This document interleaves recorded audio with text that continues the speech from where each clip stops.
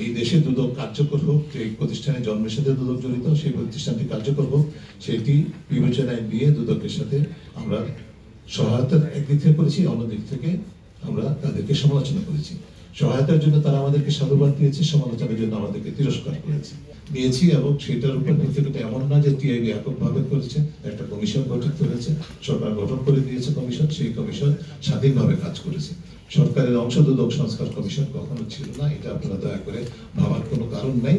কারণ দুদক সংস্কার কমিশন সম্পূর্ণ স্বাধীনভাবে কাজ করেছে এবং এটার সবগুলো কমিশনই স্বাধীনভাবে যার যার মতো কাজ করেছে। কিন্তু আমাদের কমিশনের আরেকটা ব্যতিক্রম বিষয় ছিল, একটা বিষয় দেখুন, এই যে $16 বিলিয়ন এত অল্প সময়ের মধ্যে 15 বছরের পরে, যেটা আমাদের হিসাব, বিশেষ করে যেটি আমাদের হোয়াইট পেপার কমিটির যে রিপোর্ট, সেখানেও আপনারা দেখেছেন অত্যন্ত সুনির্দিষ্টভাবে প্রকাশিত হয়েছে।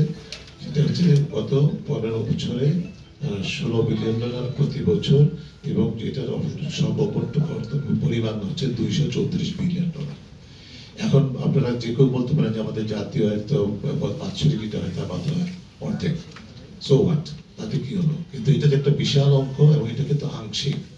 এটা ফ্রান্সা বলেছেন, আমাদের যে দুর্নীতির কারণে যে ক্ষতি হয়, রাষ্ট্রের যে ক্ষতি হয়, যে অর্থটা আমরা সরাসরি দেশের বাইরে হারাচ্ছি, সেই অর্থটার পরিমাণটা হচ্ছে বছরে $16 বিলিয়ন।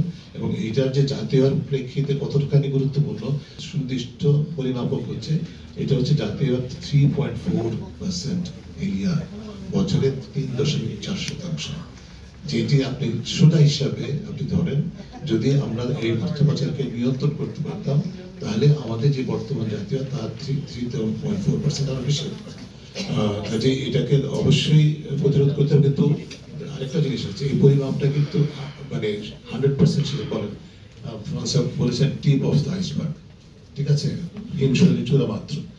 এর চেয়ে আরো অনেক বেশি কিন্তু পাচার হচ্ছে বা হয়ে থাকতে পারে, সেটা সম্পর্কে। কারণ অর্থ পাচারকৃত অর্থের সুনির্দিষ্ট পরিমাপ করা খুবই খুবই কঠিন, পৃথিবীর কোনো দেশেই খুব টেকনিক্যালি সম্ভব হয় না। এগুলো